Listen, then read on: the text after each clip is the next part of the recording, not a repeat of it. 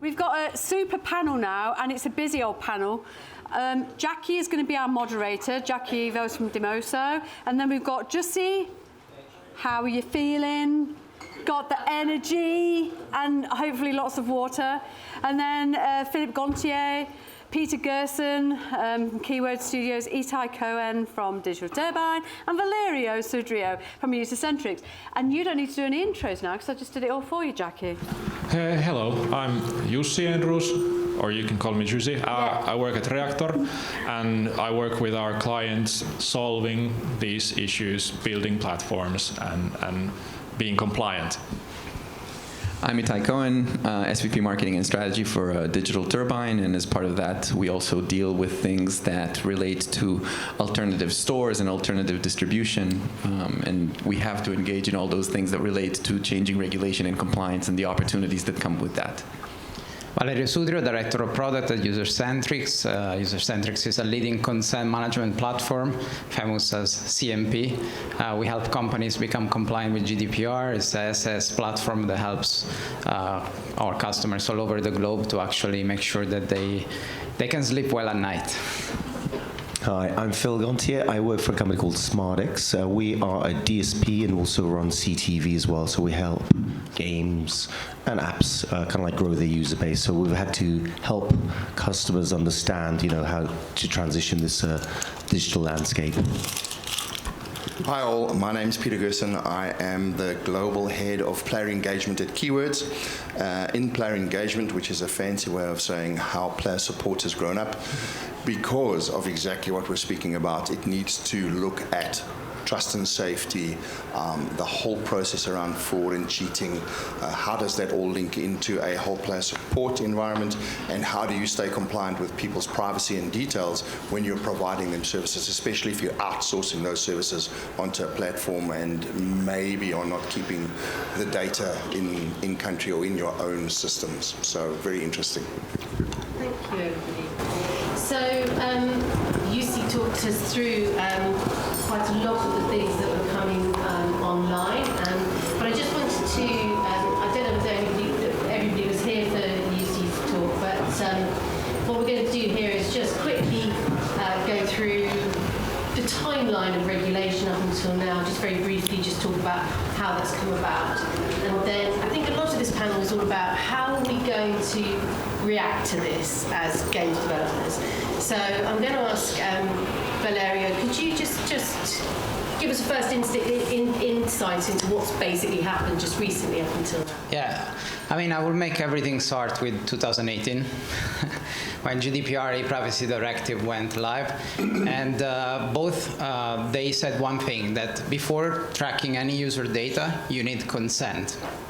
Now, the reality is that majority of the industry didn't really follow the rules, we can say, or at least for different reasons, complications, different understandings of is GDPR applicable to apps or not, because apps, I heard 3 years ago, well, we don't have cookies in apps, so it's not for us. But actually it was also for apps. The reality as well, the regulator were not enforcing this because it's very complicated to follow each publisher and to chase.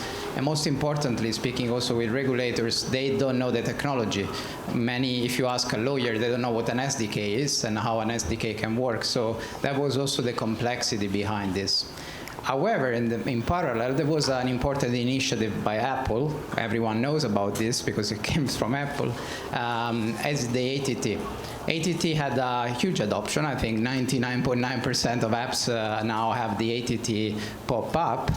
And even though ATT doesn't make an app legally compliant with the GDPR, I believe, that's my personal opinion, it gave a hint to the regulator which said, okay, I think in order to make everyone compliant, I need to go after the big players. And that's what Digital Market Act is about, fundamentally, in a nutshell, because it says, okay, from now on, you, the gatekeepers, so the Google, Meta, ByteDance, Amazon, Microsoft, and Apple, they need to, you are responsible for user consent of anyone accessing your services.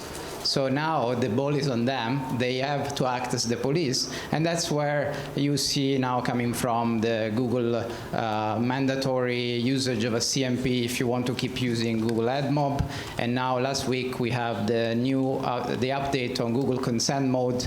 So even if you want to keep using analytics and attribution tools like Firebase from Google, you need to enable a CMP. That's basically what is happening, and I believe we'll see some moves also from the others, but I think everyone has to keep the eyes open. And Philip, from a DSP perspective, what's your reaction had to be?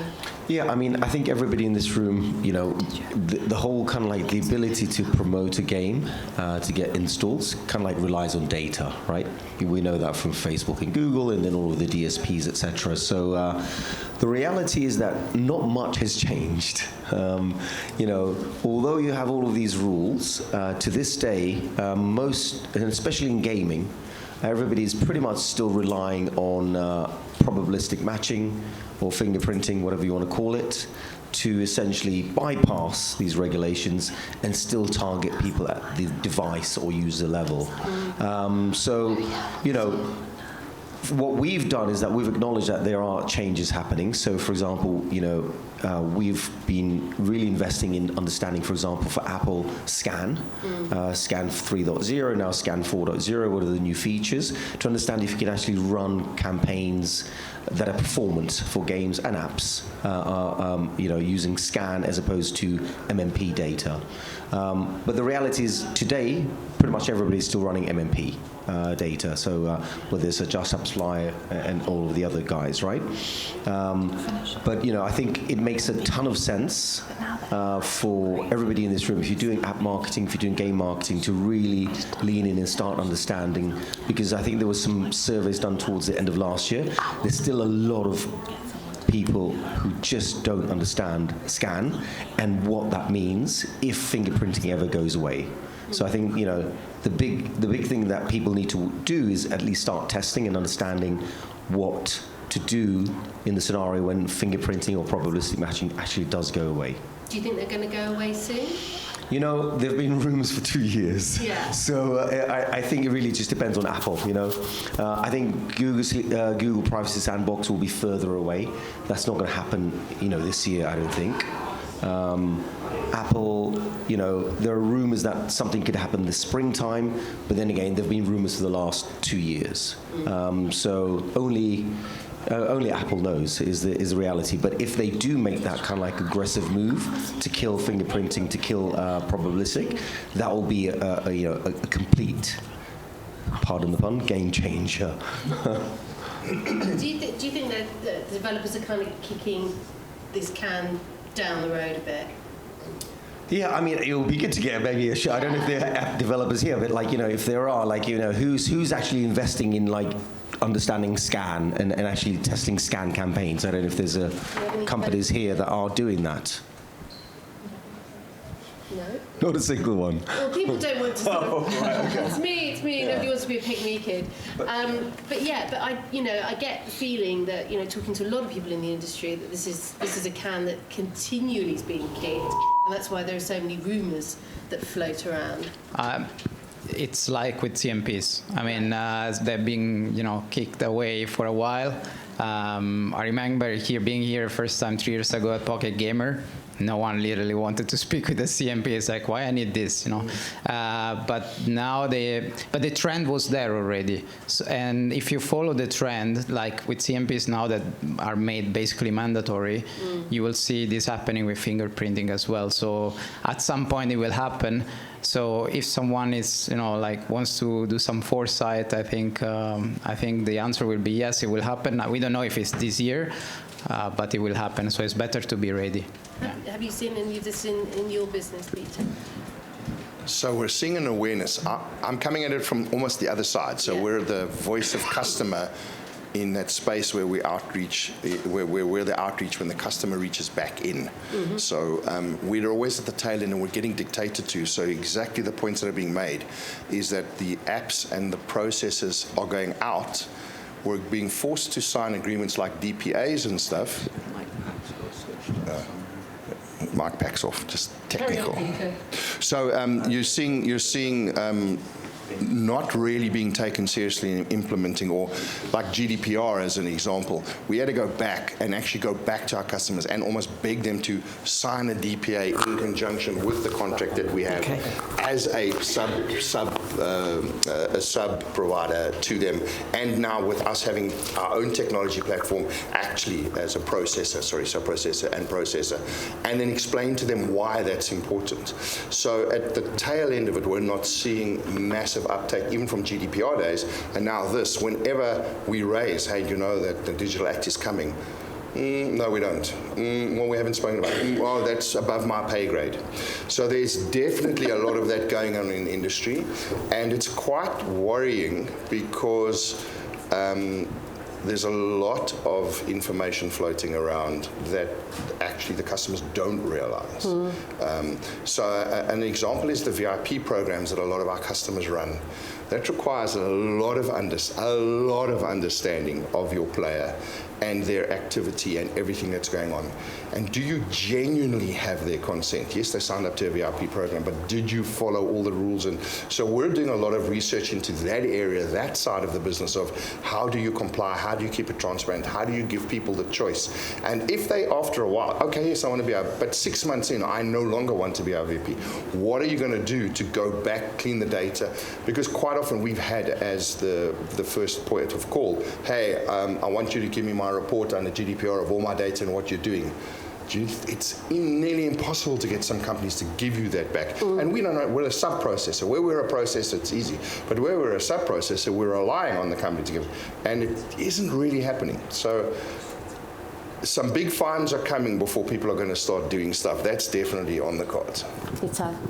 I think that last point about big fines are coming is where change starts to happen. So what we're seeing is technology always moves faster than regulation. So this industry kind of got stood up 15 years ago and was built a certain way and was built around device identifiers, and that grew into a massive, massive business, so big that regulators started to take notice. And so then regulation gets developed, and without a very, very deep understanding of the technology and the moving parts of that technology, regulation gets put in place, no behavior actually changes. Right? So the first people to change is maybe the people here on stage, right? Yeah. New companies get set up. We send you a new addendum to the contract. That's really exciting for everybody. Lawyers get a lot of work. But nobody actually does anything different. We heard from everywhere in the industry that people still prefer to maybe test scan at best, but run the other way if they can. And so the thing that actually changes behavior is enforcement. Google is now requiring a consent platform because of enforcement. And so the dynamic here is we have the regulation in place. The regulation is now starting to get enforced in some cases, more on the privacy side, but DMA is only coming to effect in a couple of months. Yeah. Enforcement is still a couple of, months, if not, longer than that away, because there's going to be a grace period. And only then we will see behavior actually changing with the customer. And again, in many cases, just like Jussi said, if enforcement hits the big companies, they start trickling that down to the market by changing how they operate, and that's when developers actually take notice. So I think that's the sequence of events that we're about to see. No company, especially relatively small studios that just want to make a great game, they want to engage users, they don't want to really spend a lot of time understanding regulation and putting more friction into their processes. They will only do that if they have to, and that's what we're about to discover in 2024, is what will they actually have to do. Yeah, and those companies, they have invested in performance marketing for a long time, and they know how it works for them, and it's really hard to look from another side when you already have the team in place, you have the tech in place. How do you go from there? And probably many of those companies don't yet even know that the DMA is actually coming. Yeah. But if you're a small developer, you're thinking, who's going to who's going to enforce this? Who is going to enforce it? I think that no one will. I think for the small developer, no one. It doesn't make enough of a difference for any kind of regulatory entity to enforce it against the small players. And so they're also doing their own 80-20 logic of going after the big opportunity. But with that, what will happen is that the rules of the game will change because of the platforms making changes. And that's really what we're seeing, is that there are two kinds of enforcement. There's the legislative enforcement, which will typically go after the big players. Guys. And then there are the big guys that have to enforce their policies. If fingerprinting is not allowed, but no one is enforcing fingerprinting, then fingerprinting is allowed. Yep. The enforcement for fingerprinting is not for any kind of regulatory entity. It's for the platforms to enforce, right? And so that's when, if they change the rules of the game, the smaller developers, if they're not aware and if they're not ready, they're going to get that entire foundation that they've built taken away from them with no plan B, with no safety net. And we can see that already with the Google AdMob deadline. Because if you're not sending the signal to AdMob now, the TCF signal, you don't see advertising any longer. The monetization is off. You can only get limited ads, which, by the way, are not really ready yet, so you get nothing. So even a small developer now is impacted, not because of the regulator, but because the regulator told Google to enforce this. So that's what's changing. That's why I made before the parallelism with the ATT, because the ATT came from Apple, everyone adopted it. Now it's the regulator behind these changes. Google is the first one moving, but we haven't been seeing moves from Apple and Meta and ByteDance, etc. But as we were talking about, for example, fingerprinting banning could be a move from Apple. We'll see. But in the gaming industry, we've seen also like a bit of a shift as well. You've seen like last year, you know, some of the big hyper casual, which obviously they rely purely on monetizing through ads. We've seen like some of the biggest players, Voodoo, etc., even they claiming that, you know, pure in-app advertising monetization is going to be dead. I think they use the word themselves, right? So you have seen a lot of the hyper-casual games shift to becoming more casual, so that they can actually monetize in another way, not just rely purely on advertising. So I think, you know, I think developers have started to shift, but then again, it's some of the bigger ones that started that shift, like Voodoo and others, because they are the ones that would, obviously, they started being impacted massively in terms of potential revenue loss. Yeah. But I think, you know, there is a wake-up call for everybody. But you know, if you're a game developer in this room, I'd say at minimum understand what privacy is, and you know, can you run or test, you know, privacy-centric campaigns. Until it actually happens, though, the reality is, we've spoken to many gaming companies. Until it actually happens, until they have to do it, they will do probabilistic. That's just how it is. Because the degradation of performance from moving from MMP versus scan is significant, because you don't have those signals. However, interestingly, and you know what I'm going to refer to here, Valerio, we've worked with a company, a developer that has actually seen a better performance from implementing a CMP when we're talking about bringing money in from brands into the kind of the whole sort of the marketplace. This is something we have seen regularly across all our customers. At the moment, they send the proper signal to the industry, to the programmatic industry, they will see a boost in eCPM, because their ad spaces will be filled by brand ads that before were not accessible to them. So maybe here the colleague can speak from their side of things, but many ad networks told me that a lot of inventory was locked in Europe and UK just because the GDPR signal was not passed. So we saw a boost in eCPM ranging from 10% to 120%, depending on the size and the genre and the type of ads they have, but it's pretty impressive. So we saw the talk before about the carrot. I think this is the carrot for many to actually switch to compliance, yes. So there are advantages if you are going to really start looking at the next Yes, level? I think Itai was the first one. I had a meeting with him 3 years ago, and he told me about this, and he put me the seed like, hey, this is actually happening. And then since then, I was like, okay, I want to test with a game if that was true. And we did the first test with Homa Games last year, and they were looking at the numbers at some point. Oh my God, 10% increase in our ECPM. Oh, that's amazing. And then we did various case studies also with Black Smoke Studios. Games, And they saw this increase, and it was pretty amazing. So thank you, Itai, for that. Well, I think Itai, Shalom, everybody from Digital Turbine's been talking about this for a while. Right, because I think it's. So one of our products is an ad exchange. That ad exchange has a variety of buyers connected to it. It's all programmatic, so it serves both performance buyers like Smadex and brand buyers, for example, from the trade desk. And that gives you a pretty broad perspective. And if you, as a developer, you typically think about advertising only in the context of performance advertising. So you care about identifiers, you care about clicks, you care about downloads. And that bottom of the funnel type of marketing is very analytical and doesn't really care who the person is. Despite all this privacy talk, we don't care if it's Itai or if it's Phil behind the impression. We care if you click and if you download, right? And so nobody's actually trying to know who you are for performance marketing, but it's all still getting taken away. Brands only care about who you are because they're buying personas. So those brands are actually looking for a way to say, this person is of this age range with these interests in this geography, and therefore a relevant target for my product, which is not a digital product in most cases, right? And so that's when those brands also care about consent. Without consent, they can't put you in the right persona bucket and then buy.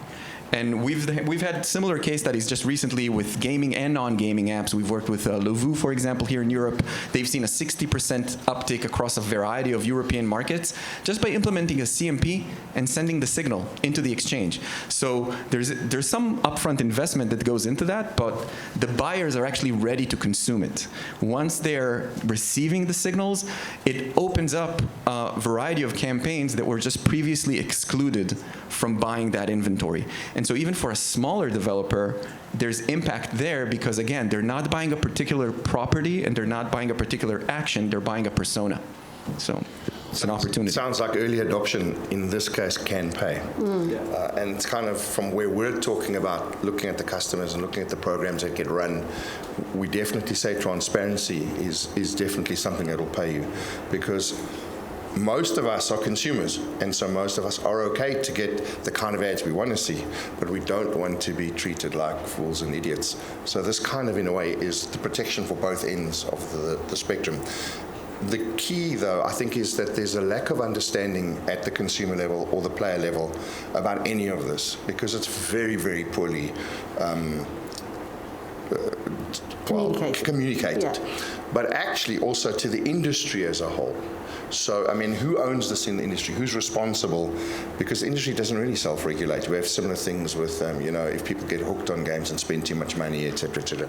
There isn't anything in the gaming industry like there is in the gambling industry that forces all these things. But it's not that good in the gambling industry. Gambling is highly regulated. Yeah, correct. Well, and the reason is because they never listened and they didn't regulate themselves. And to the point all of the smart people on the panel are making is if there isn't an uptake and a good way of following these best practices, the industry will get heavily regulated. For sure. Talking about the upside, now that these are early adopters, do you think there's going to be a change if this becomes mainstream? So is this money that's now going only to the early adopters and later on will be shared to a wider audience? Most likely, yes. I believe that if you're an early adopter, now you can reap the benefits of being one of the few, and in the future it will stabilize, I believe. I agree with that, but I also want to say there was a stat that was just published a couple of weeks ago from eMarketer that showed that for the average user worldwide, we spend 11% of our time in mobile games, and only 4% of mobile ad spend goes to mobile games. 4%. So there's at least a 3x investment uplift potentially from brand advertisers, because again, eMarketer primarily measures the brand advertising activity, the programmatic activity. And so that's at least a 3x uplift. So yes, early movers get to reap the immediate rewards, but it also makes it more accessible and available for brands to continuously buy mobile audiences and to continuously find their audience. And that's an underlying reality that's not changing. So we're still, I mean, we've been saying it for such a long time that brands are coming to mobile, brands are coming to mobile. It's actually even a better user experience for the average gaming user, right? Like, you get bombarded with the same gaming ad repeatedly if you're just engaging with game ads. And the thing is that developers, they don't ever see the brand ads coming in, because they don't even see it in their own reporting. Because when you use your mediation platform, you see, Unity and IronSource and Meta and AdMob and Digital Turbine. All of those companies have an exchange. All of those exchanges have brand buyers connected to them, but a lot of those brand buyers are dormant without consent, right? And so there's actually a pretty pretty substantial immediate opportunity, but also a long-term opportunity, because if it's easier for us to sell the inventory to brands, we will bring more brands in. Yeah, for sure. It's a great point. There's also a trend towards quality in general. So we have privacy first, the consent, and then beside DMA we have DSA, that is towards also trust, safety, etc. So we can see these trends of privacy first, but also quality in the game, quality of advertising, etc. So all of this ties together, and it's an interesting trend to evolve. Even if you're building a new game, I think you can think about these type of things in order to attract more users, because users are becoming more sensitive to these topics, and they are attracted by them. Yeah, I mean, I think there's been so much gloom and doom prophesied about all this increase in regulation and how difficult it's making things for everybody, but we're starting to see sort of green shoots of opportunity as well. We've talked a little bit about the ECPMs increasing from implementing a CMP earlier. What other green shoots are we seeing? Well, yeah, I mean, look, we're all in this room. Here's like the big gaming conference that kicks off the year every year, Pocket Gamer. It's packed, right? So I think the industry has not gone anywhere. I think, it benefited hugely during the COVID years when everybody was in lockdown and there was nothing else to do except for download and play games, right? But the reality is, if you look at where are we in 2023 relative to 2019, it is a much, much bigger market, right? So that's the reality. So, the industry is thriving. Yes, there are challenges, but I think if there's one thing I've learned is that this industry always finds solutions, right? Yeah. From our perspective, we've seen also as well with privacy, a lot of people like also testing CTV. CTV, I think again, if privacy really kicks in, that'll be, you have to look at other channels. What are the other ways that I can grow my user base? And CTV is something that we've seen. It's not always on, but a lot of people testing it last year. So that's another green shoot there as well. And CTV is a lot more accessible. It's not like linear TV, which requires a massive budget for production and so on. CTV is a lot more accessible, and you actually spend tens of thousands of dollars on CTV campaigns, not millions. That's in itself a great message, because I don't think a lot of people feel that CTV is something that's necessarily immediately on the radar. And interestingly, what we've seen is actually mainly gaming companies testing CTV. By far, gaming companies. So it's very interesting. Very interesting. Yeah, we talked about quality, or at least it was mentioned. One of the big annoyances for me in UX in games is, as a parent, I have kids and I have made the mistake of installing them games and saying that they are kids. So now if I want to buy some stuff for them, it's super annoying. So some of you might know. Sometimes it's even impossible. But if we have through these, possibly DSA, DMA, through these new opportunities, new stores, new ways of buying stuff, it's possible to make parental controls and purchasing opportunities that are actually good user experience and good privacy experience and really good UX for the users. So this is something we were talking about earlier, which is opening up the app. Apple's having to open up its stores. Then you've got all the other stores that have actually been available for quite a long time, but these are all areas of opportunity as well. Yeah, and I think they require an upfront investment, and having a forcing function like the one we're talking about, it kind of raises the question for developers of, do I actually want to diversify into a different ecosystem that might operate under a different foundation? And alternative stores have existed for a while on Android. They're going to exist for the first time on iOS, presumably this year, depending on just how difficult Apple makes it. It will be difficult. We just don't know how difficult.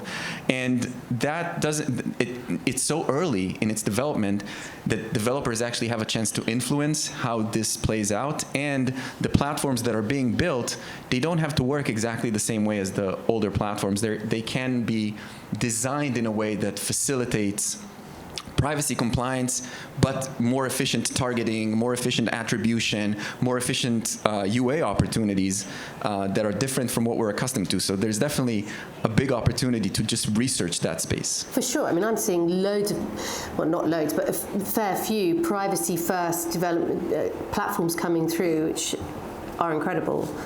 Sorry, I was just cutting you off. No, I was agreeing. I was just thinking, to Tel's point, we're assuming that everyone's already got a game out there and then they're running it in the old way, and then that's where you're talking about a significant investment. But it doesn't mean you can't bring new games already and start there and then work backwards.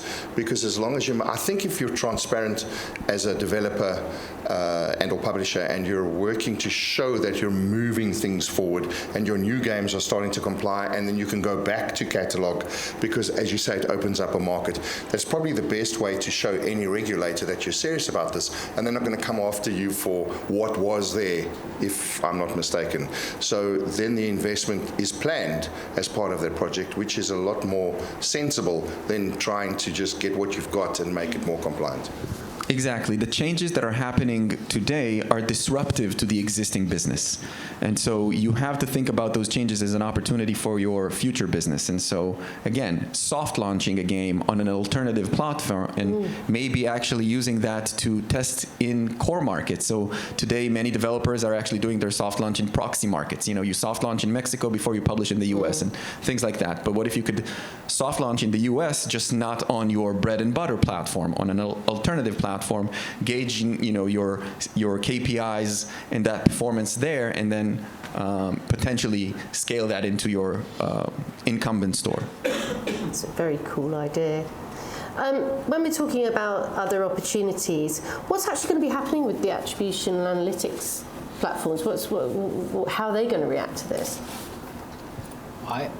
From my side, they will, now I mentioned the Google consent mode, one very short-term thing that will happen, they will adjust to that. So if you work with a Just or AppFlyer, you need to wait for their instructions on how to pass the consent signal to Google. So that's an immediate change to keep an eye on. They will keep working, but there will be some changes also in their APIs, so keep an eye on it. Those guys are so savvy and so technical that they're usually very much on top of what they need to do and how they need to change. And in some cases, they're trying to introduce also innovative solutions that actually work differently, like data clean rooms and things like that. I'm not worried for MMPs because they're so deeply entrenched with the customer audience that they've become almost like trusted advisors in navigating this. It's actually more for people who are trying to change the ecosystem to partner early with MMPs, almost as a channel to get to the developer closer to home, right? Like as a channel to get to the developer and affect their core business alongside their new business. And I think that's definitely been our experience, as part of launching an alternative store and trying to grow that business. The first thing that we needed to think about and solve for is, okay, can this be attributed? Are we even going to get credit, or is that going to get miscounted, misattributed, and so on. So it's an inherent part of how you have to think about building an alternative ecosystem. Yeah, I can't imagine MMPs disappearing. So I think they've adapted already. Since ATT came out 2.5 years ago, whatever it is, they've adapted. But I guess the big elephant in the room is really like, what is Apple going to do? Because if Apple makes a big aggressive move, then things will shift quite dramatically. But everybody's been waiting for that, and still, hoping that it's not going to be that much of a shift for everybody. Very, very difficult times for a large commercial entity to make very aggressive moves. It immediately attracts scrutiny and fire, and I think that's where it's also so difficult for Apple or Google or any large company for that matter to act as the enforcement agency, right? Because it's not a regulator enforcing against a commercial entity. It's one commercial entity with skin in the game enforcing against another commercial entity, and that opens the door to a bunch of. Apple have had no issues with having different rules for themselves, right? No, of course. Thank you for. I'm conscious we've got 42 seconds left. So have we got any questions in the room at all for these wonderful gentlemen? Okay, I'm going to, if we don't, one key takeaway you'd like to leave the audience with, starting with Jussi. Okay, one thing we didn't touch much, but small companies, please take action, because otherwise we're going to see a lot of bad things happening to small and medium-sized companies. Take care, look at the regulations and look at the landscape. For me, it's find your trusted partner in navigating all of this. Some company that you already work with today that helps your UA business or your monetization business and can guide you through what's coming. That's your best way of not having to do all the research yourself. For me, one quick tip is to go check the Google consent mode. So make sure that you enable that, because otherwise you won't be able to use Firebase, and that's pretty bad. And also work with a good consent management platform certified by Google that will help. Like Usercentrics. Yeah. If you want. Yeah, I would say really brush up on scan, test scan, and maybe there are partners like ourselves, our competitors, many others who actually have been investing a lot of time learning. So again, as I think you mentioned, lean into a partner that you can trust. Run workshops on scan with them, so that you can understand how to do this, and then consider alternative channels like CTV, which is like up and coming. Mine's much more simple, because all of the boffins have told you what to do around the technical implementation. But the key thing with the industry is exactly what I saw with GDPR happening now again. If you're an alcoholic, you have to say, I'm an alcoholic, before you can start the cure. Admit that this is coming, admit it's going to impact you, and then take on the view of, how do I do this differently to change my activity or change my behavior? Far too often in the smaller to medium publishers, and it's like, it's not really my problem, the big guys will deal with this, I'll get to this later. And when you get to it later, it's always more expensive, it's always more difficult, and it's always when you least need it to happen that it's going to mess your systems around. And for me, I'm seeing so many new companies springing up with a lot of great minds behind them from the industry that are privacy first centric. So keep your eyes open and be prepared to learn, because every day is a school day, and I think there's so much more we all have to learn in order to stay ahead of the pack. So thank you very much, everybody. Thank you. That was amazing.